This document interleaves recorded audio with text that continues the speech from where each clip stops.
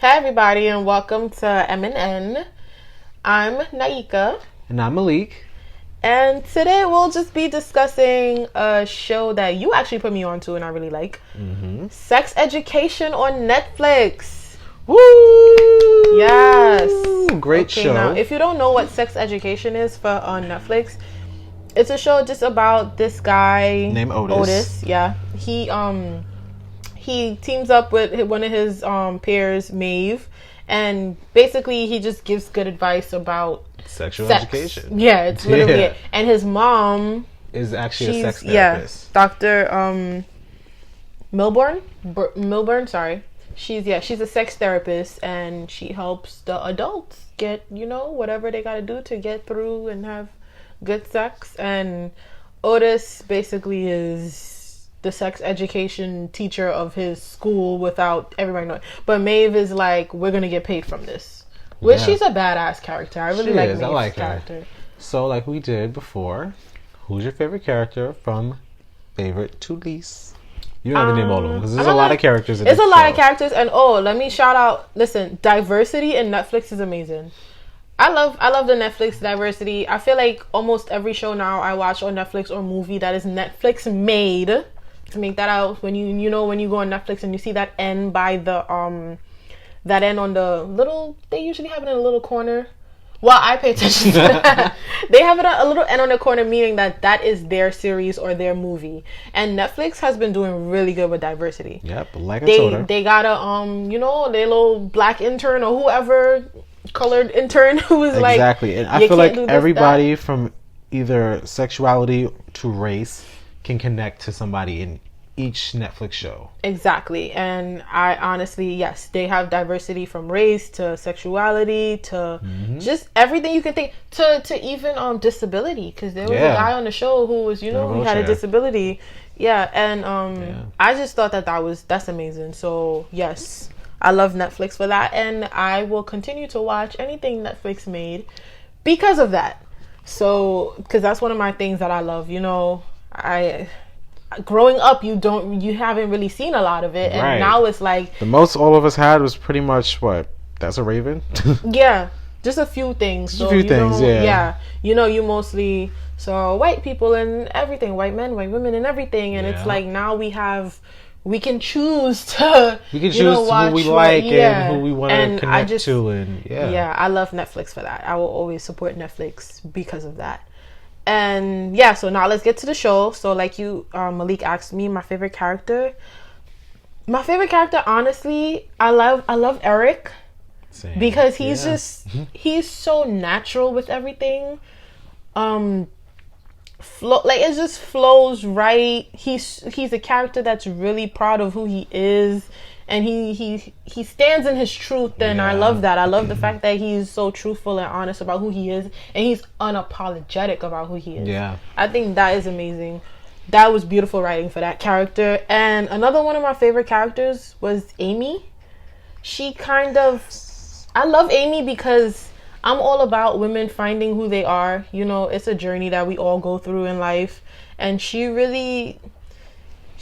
went from a relationship that wasn't in her. She went from a relationship that she didn't feel like she deserved to be in. She was always about pleasing and being a people pleaser. And then she meets a guy who puts her first and her needs in front of his needs, and I just think that that's beautiful. So she definitely knows and found her worth and knew what she deserved, and I also loved him too. What was his name in the I completely Which one? forgot What his does he name. look like? He was on the team with Maeve, her boyfriend, the new guy, and Jackson? Her boyfriend. Was it Jackson? The one with the interracial lesbian parents? The swimmer? No, not the swimmer. Not Maeve's boyfriend. It was Amy's boyfriend. But I'm sorry. I'll find his name, because his name really just went out my head. But yeah. So who's your favorite characters in Sex Education? Favorite character definitely is Eric, because he definitely is himself. It's crazy. It wasn't really like him in high school, but I definitely connect with him a lot. Actually, my second favorite character is Ola, Because I don't know. I like the fact that season one, she's just being developed as like, what's this guy's name? Oh crap. What was that? As Otis's mom's boyfriend's daughter. And like in season 2 you see her, spoiler alert, develop into like realizing that she doesn't like Otis, even though she wants to have sex with him, and she is kind of forcing it. And then she gets with her new friend, who is Lily. And like seeing their relationship blossom kind of was just like really, I don't know, cute to me. I thought it was like, damn, this is really cute. Amy's boyfriend's name is Kyle, by the way. That was the guy I was talking about. Yeah, but I liked Ola. I thought she was really, Ola was just dope. And she dope. Had that just like a chilled way about her. I don't know. She was just always like, and she liked Otis for who he was too. That's really true. She didn't. Otis. Yeah, she is the one that saw Otis first. Yeah. And kind of was just like, damn, I want him. Mm-hmm. And then she got him, and then she realized she didn't. I feel like she didn't force it once she realized she wasn't in love with him. Yeah. She had to definitely find out that on her own. On her own, yeah. Yeah, and Lily was funny too. Lily was hilarious. Yeah, Lily was very funny. I liked her. Yeah, it's really good writing, and it's just really good. It's clear that like you see who these characters are, and sex education has changed from when we were younger and how we perceive things, because there were certain things that were just taboo and you didn't learn about in health class too. Like health class didn't really teach me a lot about sex, because sex is more than just like physical activity. It's emotional as well. Yeah, some people just don't even really want to have sex. Yes. But they want relationships. And it's like, okay, this is really a new era we're living in. So.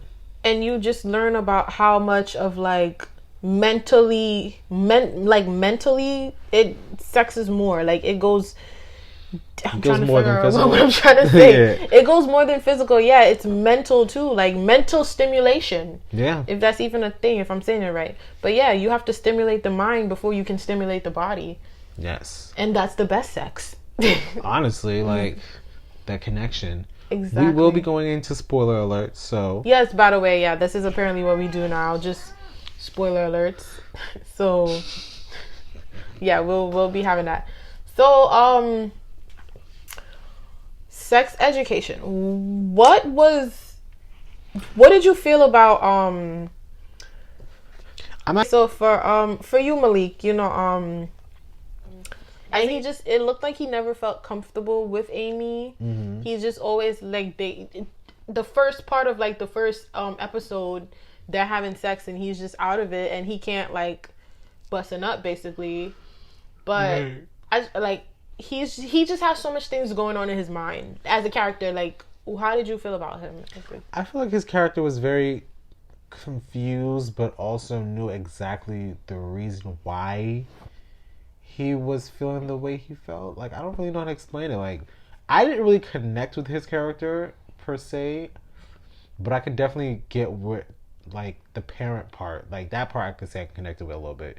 But like other than that, no, I would say I would connect with a lot more. I feel like his character made sense of being angry because he probably didn't understand what the hell was going on.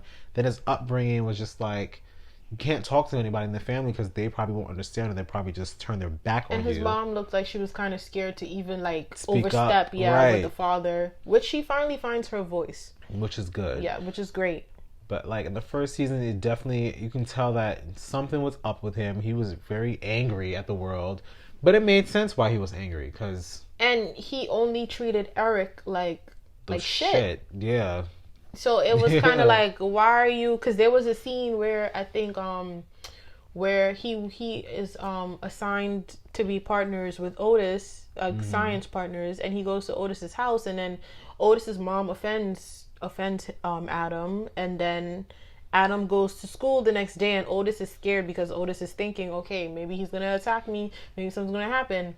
Adam and Eric, Otis and Eric are standing next to each other at the lockers, and Adam picks at Eric again. Like, it's like he always constantly goes for Eric. And do you feel like it's probably because like Eric lived in his truth and he knew who he was, and he was proud of who he was, and he didn't care what anyone said about him? I think that's definitely the reason. And like, Adam kind of envied that in a way. He kind of loved it because they, spoiler alert, they get together. But it takes a while to get there. God. But I just think feel like maybe he was kind of envious of him. I think he definitely was envious, but them being together, I feel like the fact that Eric just kind of was open arms to being with him was kind of just like, damn, that's kind of dumb. But then again, I get it because at the time, no, there were other gay characters in the show. I don't really get their relationship, so that's that. Okay, but I kind of understood their relationship. I felt like, you probably had to say they don't really show Eric's journey through his sexuality. I feel like he's just already. Yeah, he's just already but you do see a little bit of like pushback from his father mostly, but it's not really like aggressive. Yeah. So that's... P.S. Just want to shout out that him being gay in the show is not all he is. Thank you for the directors for showing that. Yes, he's way more than just a gay character. A gay character. Like he actually, a lot of them are way more than just their sexuality. Yes. And I think that's what the show was trying to do. That's why it's just a really good show, because it shows like these characters have more to them than just their sexuality or who they're having sex with, and just like, you know, they have a lot of life stuff that we all could relate to. So just simply because of the fact that, you know, you don't have to be a gay man to understand Eric. Yeah. You know, you don't have to be what was the other girl's name? Ola, yeah. You don't have to be like, you know, a lesbian or bisexual to understand, you know, conflicts in your mind. We all deal with that. I think Adam was bisexual. Adam, he was? Okay. Because we just said he was gay. We don't even... Yeah, I think he was bisexual. He's probably bisexual. And he was probably trying to figure that out. You know? I think that was another reason why, Yeah, and people are allowed to figure themselves out. That's why, I think this show definitely gave everyone that permission to figure it out without being harshly judged. And I think the only reason... Adam only picked on Eric because he just sees that he's living in his truth. And he's not ashamed. It also could be the fact that he liked Eric. Yeah, it could have been, because it was just like the little, when you know you're a kid and the guy picks on you. Yeah, that's, okay, The person picks on you. So, so let's talk about Maeve, because her character is pretty big. I mean, like, you know, next to Otis, she was like the next to star, Otis and she was kind of like the star, and she had a lot of like things she was dealing with in life with the people surrounding her. Like, she, number one, I love the fact that she just had this sense of independence at 16. How old is she? 16, 17 in the show? 17, I think. Yeah. She has this, and it looks like she's been on her own for like a while, because her mom came back, and spoiler alert, her mom came back with season 2, her little sister. But most of this stuff is from season 2. Mostly, but no, but she has this sense of independence. She I want to say that it showed that she was a really good friend. She's a really good friend. Really good friend. And I feel like people always develop a character without showing that side of the character. Like, what can I compare it to? I'll compare it to Grownish. Like with Zoe, who's just like a friend that is supposed to be seen as a good friend, but she's like doesn't really care about anybody else's, or care about her surroundings, if you get what I'm saying. No, you don't. You're not really following. I don't think it shows anything like Grownish. No, I'm not saying it's you're comparing like characters. Grownish. Yeah, I'm comparing characters as in like Zoe is like the main star of Grownish, right? She's self-centered. Her character was self-centered. Maeve more so, but Zoe has like characteristics of where she comes through for her friends. It takes her a while to see it, but to get out of her selfish ways. But she's there for her friends. But I think Maeve is more of like a hands-on friend. She's she's more more of of like a mom kind of friend. Like that's I have probably to a be better here way for of you saying it. because Yeah, I know what it's like to be on my own, and I don't want you to feel like you have no one. definitely. How did you feel about her relationship with Amy? I felt like I loved their relationship, and I love the fact that this is one thing I liked about Maeve as well, is Maeve knew that she wasn't ashamed of Amy, but Amy was kind of ashamed to be seen with her. Yeah. And she didn't like force Amy to choose. She let Amy Decide gradually, on her own. yeah. She was like, you know, you have to decide this.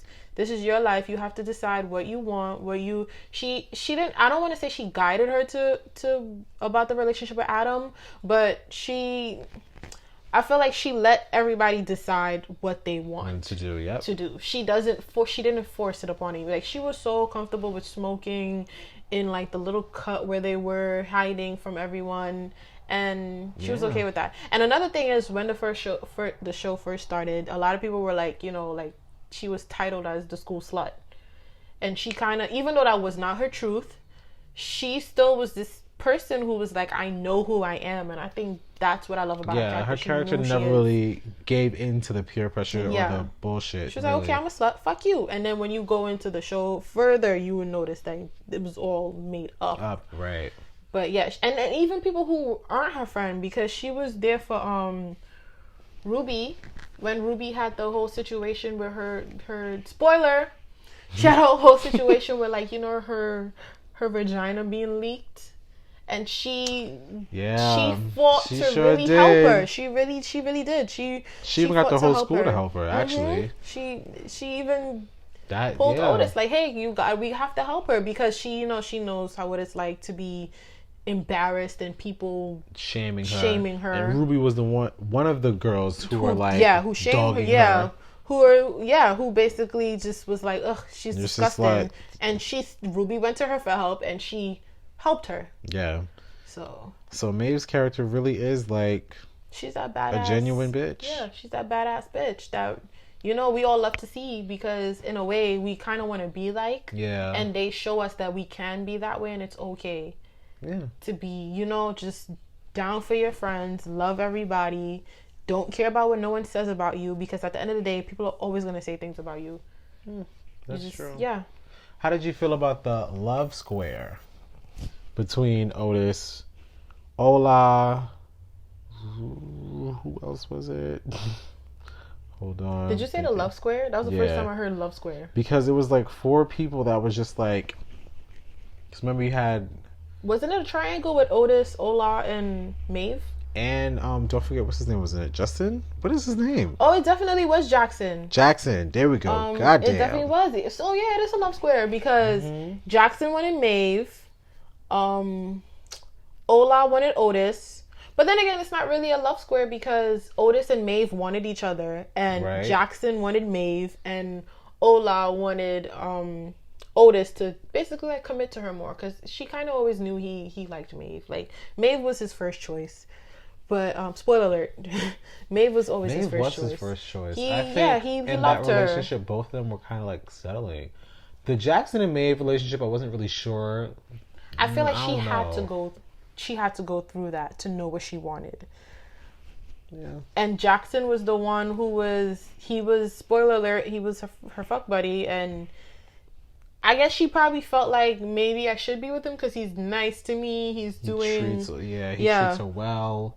A lot of girls, we fall into that. We fall into the, okay, well, this guy over here is being nice. But to be fair, Otis was the same thing that Jackson was. But Otis didn't step up the way Jackson did. He didn't say like, I want you. But then again, Otis is not that type of character. But she didn't do that to Otis either, so. I feel like because he did step up when it came to Ola. She didn't really know. I don't think she liked him that much yet. I think it took time for her to really like be like, okay, wow, I really think I like this guy. And I think at that time she was already with Jackson. He got with Ola. That's when she was like, damn, I like him. Because she broke up with Jackson the first season. I think it was when she noticed she didn't like Jackson as much as she thought she like. I don't think she even thinks she really liked Jackson. I felt like she was with Jackson because she wanted, like, she thinks, okay, maybe this is how it should be. I should have a boyfriend. I should, he has a nice family and a great life. Which, with Jackson's life, I love the fact that they had, a biracial lesbian couple. Yeah, that was I thought that was nice, that was so nice to see, because TV they don't show you that. Yeah. So it was nice to see that it wasn't a perfect relationship. Exactly. And that they had there was a lot of like downs more than ups from what we've seen. Yeah, exactly. As an audience. The only time I've ever seen a biracial lesbian couple with children was the Fosters. And the Fosters, I was on ABC Family. And but still, that wasn't really, like... representation. Like, they didn't go in depth with, like... I don't know. I never watched the Fosters. So I can't even really talk about it. The Fosters, it did show... It was a good representation of a biracial lesbian couple. It showed a lot. But I think it took too much time to get to that. Like, it still was very new in a sense. Gotcha. Like... from when I was younger to watch now to watching the Fosters, then to watching this, it's like, okay, well, it's not taboo anymore to see two women, normal. Raising. I like the fact that they weren't just these perfect They moms. had problems in their marriage. They had real problems. They had real life marriage problems, I would say. The white mother kind of was just like, damn, like. She wanted to connect with her son, and she thought swimming would be their connection. Yeah. Because she didn't, spoiler alert, she didn't birth the kid, Jackson, so she felt like, wow, what is my connection to you? The only connection is swimming. That's why she went so hard on him with swimming. Crazy hard. Yeah. And it pushed him to the point to injure himself. Yeah, where he didn't, because he didn't love it. That's not what he wanted. He had that self-battle, and then he noticed he loved theater. Mm-hmm. So then, that was his story. His story was really good too. His story was really good, but he had a really good story. To circle back, because I feel like we kind of lost track on that one. How did you feel about that little dynamic between the love stories? I must say it's not a love square. It is. It has to be one wanting the other one. No, it doesn't. Yes, it does. That's a love square. Bro, no, it does not. Yes, what it the does. hell? It's like Maeve wants Jackson. Jackson wants Ola. Ola wants Ola Otis. And Maeve both want Otis. What do you call that? If Maeve and Ola both wanted Otis, what do you call that? That's a love triangle, isn't it? So why wouldn't this be a love square? Because Otis wants Maeve. But it would only be like Maeve this. Wants. There's no connecting. There's no connecting Ola and then that's Maeve. not really a love triangle then. But people call that a love triangle. That is true. So I guess it is a love square. Thank you.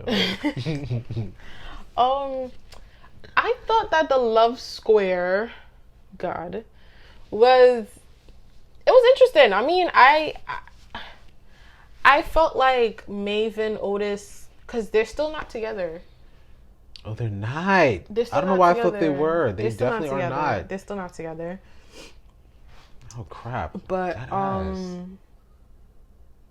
I feel like I feel like every TV show has to have, the triangle or the square to make it interesting.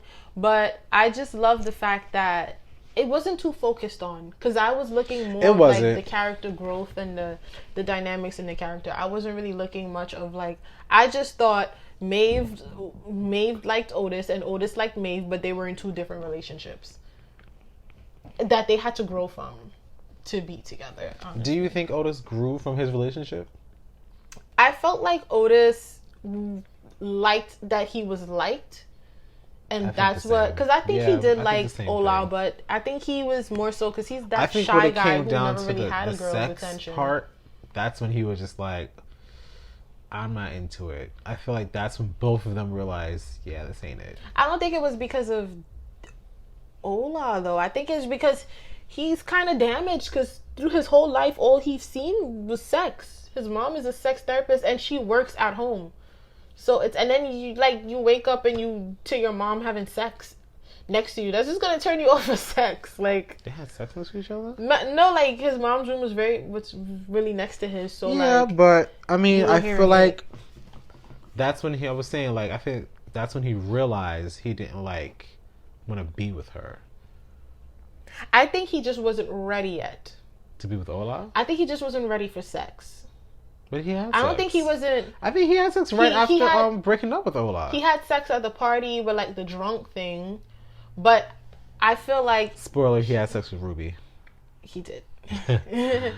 Oh my God. We're not going to tell the rest of what happened, but we'll tell you he did have sex with Ruby. Spoiler alert. Stop!